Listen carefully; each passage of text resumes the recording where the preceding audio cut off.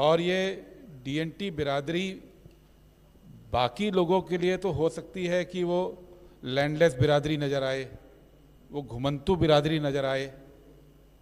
हम लोगों के लिए, सिखों के लिए तो वो ये बिरादरी है जिसने गुरुद्वारा बंगला साहब, गुरुद्वारा रकाबगंज साहब के लिए ज़मीन दी, लक्खी शाह बंजारा ने अपना घर जलाकर, और भारत का संसद भवन लबाना की ज़मीन पर ही बना है।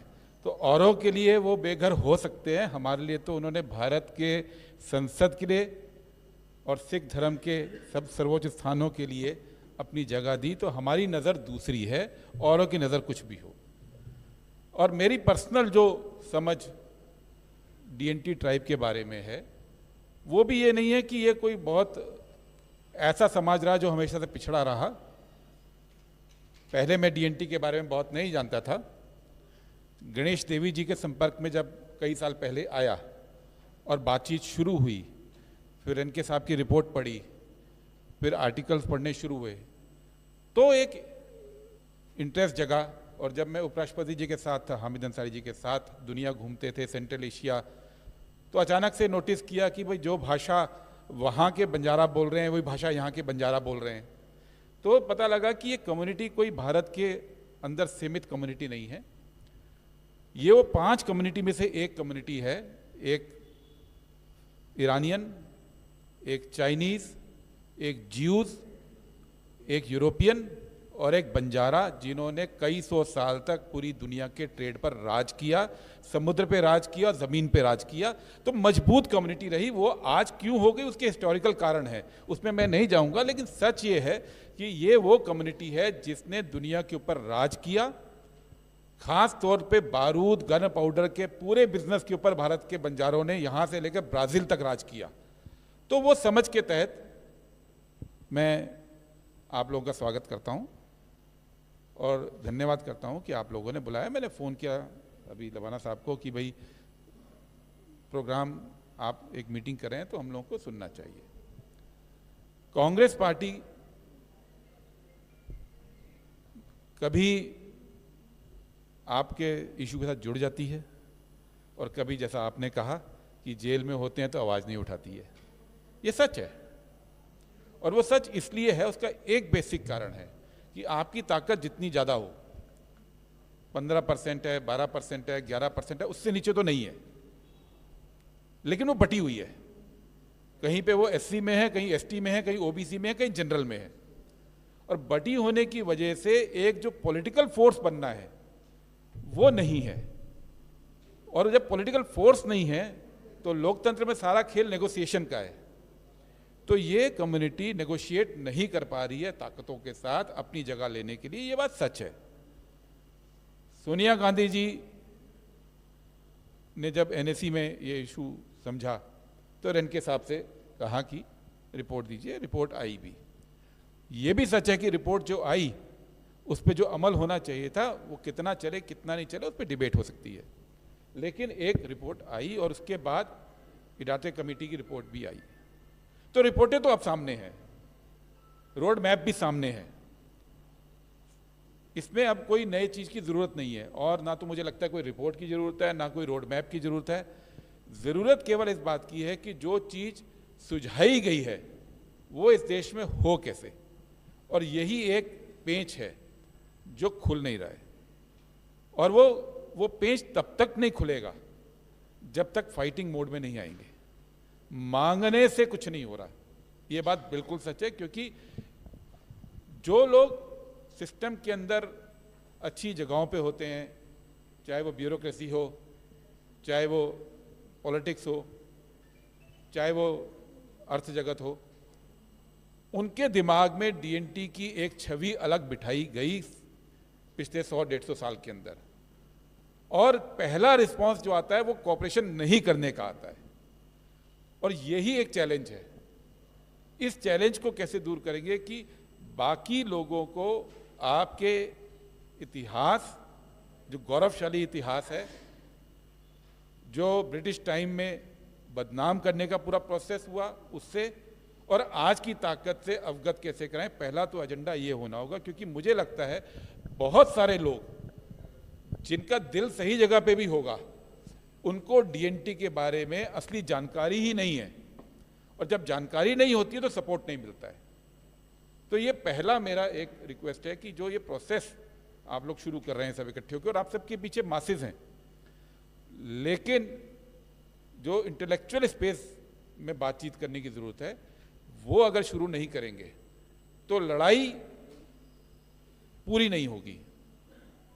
संभव है कि कल कांग्रेस पार्टी सत्ता में आ जाए, संभव है कि राहुल गांधी जी प्रधानमंत्री हो जाएं, संभव है कि जो उनका दिल सही जगह पे है वो इस इशू को उठा लें, ये संभव है, क्योंकि उनके बारे में बिल्कुल क्लियर है कि वो इन इश्यूज के ऊपर बिल्कुल अपनी पूरी राजनीति को दांव लगाकर चल रहे हैं। वरना उनके लिए भी बहुत आसान है, आज नफरत बोकर वोट मिलता है, दूसरे को गाली देकर वोट मिलता है, झूठ बोलकर वोट मिलता है।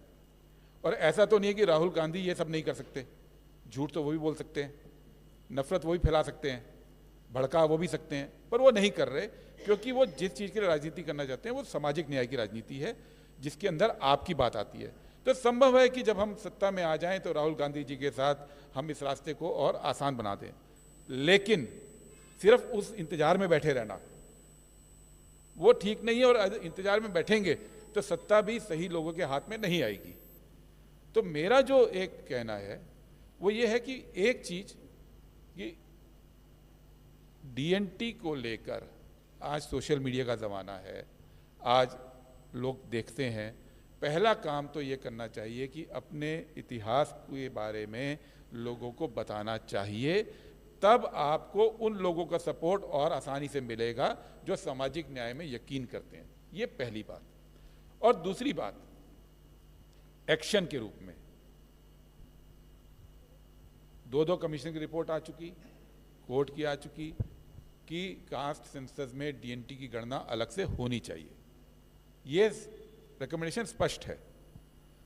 अब इस कास्ट सेंसस में उसको कैसे इशू बनाया जाए, पूरा ताकत उस पर लगानी चाहिए, क्योंकि अगर कास्ट सेंसस पे इशू अगर आपके 10-12 करोड़ लोग हैं और अगर थोड़ा बहुत भी खौफ पैदा हुआ कि हम अगर ये नहीं मानेंगे तो इस देश में इतनी बड़ी संख्या के वोटर्स हमारे अगेंस्ट होंगे, तो ये सरकार मानेगी।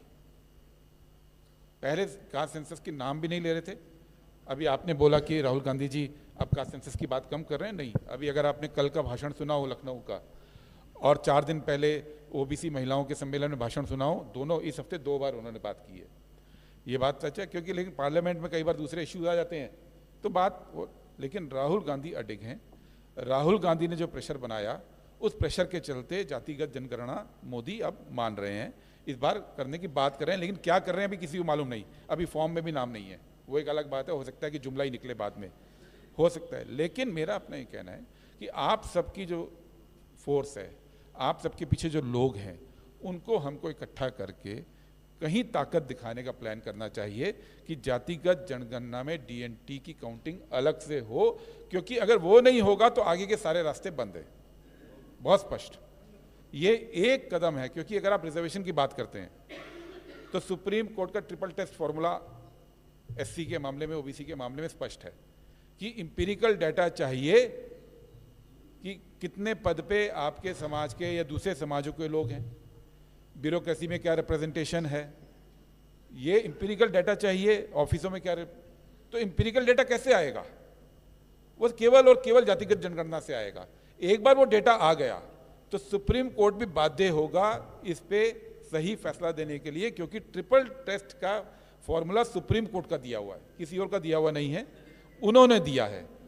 तो इस काम को कैसे करेंगे, मुझे लगता है ये प्लानिंग अगले आज और कल में होनी चाहिए, और उसमें हम लोगों की क्या मदद चाहिए, कांग्रेस पार्टी क्या करेगी, क्योंकि कांग्रेस पार्टी भी ऐसा नहीं है कि हमारे यहाँ कोई प्री प्लान्ड एजेंडा है इसको लेके। हमारा एजेंडा 2 चीज़ों का स्पष्ट है, सामाजिक न्याय और जातिगत जनगणना।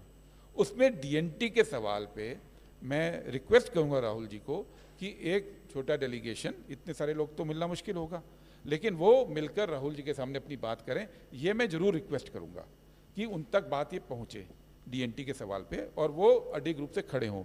लेकिन उन तक बात पहुंचाना काफ़ी नहीं होगा, ताकत को आप कैसे दिखाओगे ज़मीन पर, उसके बारे में मैं आइडिया नहीं दे रहा हूँ, हालांकि मेरे दिमाग में कुछ चीज़ें हैं, वो आपके, क्योंकि हम तो बोल के निकल जाएंगे, तो मोबिलाइज तो आप ही लोगों को करना है, नेता आप लोग हो। उस मौके को मत कीजिए, ताकत दिखाइए। ताकत नहीं दिखाएंगे तो मोदी के लोकतंत्र में आवाज़ नहीं सुनी जाएगी। कांग्रेस के लोकतंत्र में तो सुनी जाती है, मोदी के लोकतंत्र में तो नगाड़े की आवाज़ ही सुनानी पड़ेगी। वो नगाड़े की आवाज़ आप कैसे क्रिएट करोगे, ये सोचिए। समय कुछ ही हफ्तों का है, कुछ ही महीनों का भी नहीं है।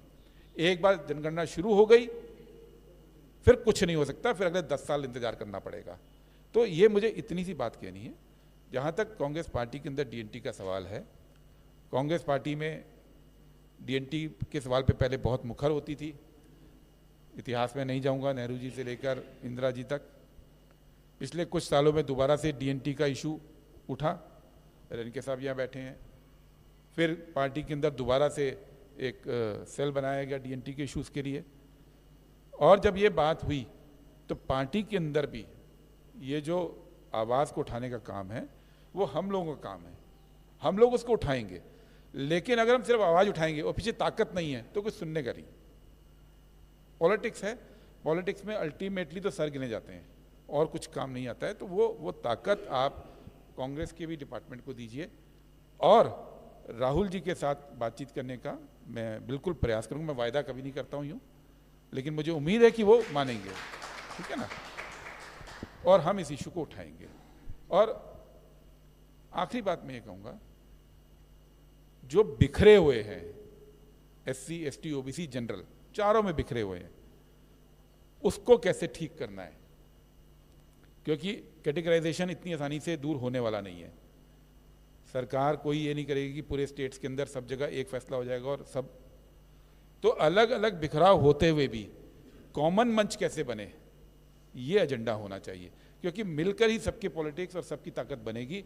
अकेले अकेले तो ठीक है, थोड़ा थोड़ा करते रहेंगे, कोई एमएलए एक आध बन जाएगा, कोई एक आध मंत्री बन जाएगा, उससे ज़्यादा जगह चाहिए। आप ये देखो, मैं अभी डेटा देख रहा था 2 साल पहले का, जो लास्ट डेटा आया ऑल इंडिया हायर स्टडीज़ का जो डेटा आया है, लगभग 2,66,00,000 लोग एससी, एसटी, ओबीसी के post graduate, doctor, engineer, PhD और मैनेजमेंट पास किए। और 2,66,00,000 में आप ये मान के चलिए, एक एस्टीमेट है कि लगभग 30 लाख लोग डीएनटी कम्युनिटी के होंगे, लगभग 30 लाख। यानी एक साल में 30 लाख लोग डीएनटी कम्युनिटी के, हमको एक आकलन है, कोई फिक्स डेटा नहीं, लेकिन एक आकलन जो है वो या तो पोस्ट ग्रेजुएशन कर रहा है, वो डॉक्टरी पढ़ रहा है, वो इंजीनियर बन रहा है, वो मैनेजमेंट पढ़ रहा है, वो पीएचडी कर रहा है, लेकिन नौकरी में कहीं नहीं दिख रहे। ना सरकारी में दिख रहे हैं, सरकारी तो अब है ही नहीं, ना ही प्राइवेट में दिख रहे हैं। तो जो 70 साल के अंदर जो डीएनटी के लिए सुविधाएं दी गई, कम दी ज़्यादा दी वो एक अलग बात है, जो दी गई उसके तहत हर साल 30 लाख आपका युवा तैयार हो रहा है, पढ़ा लिखा। वो कहाँ जा रहा है? और यही बात राहुल जी कर रहे हैं ना, कि वो कहीं दिख ही नहीं रहा है। और वो युवा जो पढ़ा लिखा है, जो प्रोफेशनली स्किल्ड है, वो रह कहाँ रहा है ये भी नहीं पता। पूरे देश के अंदर जो प्रोफेशनल लोग होते हैं, नए पढ़े लिखे लोग, वो मल्टी स्टोरी अपार्टमेंट में रह रहे हैं। नोएडा में रहते हैं, गाजियाबाद में रहते हैं, चेन्नई के मल्टी स्टोरी में, पटना के मल्टी स्टोरी में, पूरे दुनिया में। आप कोई मल्टी स्टोरी अपार्टमेंट में सर्वे कर लीजिए, 10 का कर दीजिए आप पाएंगे कि अगर उन 10 मल्टी स्टोरी अपार्टमेंट में 10,000 लोग हैं तो डीएनटी के बमुश्किल 5, 7, 10 नाम मिलेंगे आपको। यानी जो ग्रोथ हो रही है भारत की, जो इकोनॉमिक ग्रोथ हो रही है, उसमें पढ़ने के बावजूद, पढ़ाई तो क्योंकि संविधान ने सुविधा दे दी तो चल रही है, तो हो रही है, पढ़ने के बावजूद उस ग्रोथ स्टोरी का हिस्सा नहीं है आपके समाज के लोग। को अगले लेवल तक ले जाना, उन लोगों को चिन्हित करना, उनको अपने संघर्ष में जोड़ना, क्योंकि उनकी कमी नहीं है, वो तो अपने लेवल पे केवल पढ़ सकते थे, पढ़ गए, लेकिन मेन स्ट्रीम में, नौकरी में, अर्थव्यवस्था में जगह मिले, ये लड़ाई कैसे होगी? तो जातिगत जनगणना एक बात, इतिहास की बात दूसरी बात, ताकि लोगों तक पॉजिटिव चीजें पहुंचे। मैं मानता हूं पूरे देश के अंदर बहुत कम लोगों को इतिहास मालूम है, रीसेंट वाला इतिहास मालूम है, जो डिस्टॉर्टेड इतिहास तैयार किया गया था पाने के लिए। और तीसरी बात, जो आप युवा पढ़ रहे हैं उनके बीच में उनको मेन स्ट्रीम में, प्राइवेट सेक्टर में, सरकारी सेक्टर में कैसे लाया जाए, ये एजेंडा अगले साल का TNT का होना चाहिए। ये बात कह के अपनी बात खत्म करूंगा और बाकी मैं बैठा हूं सुनने के लिए। शुक्रिया।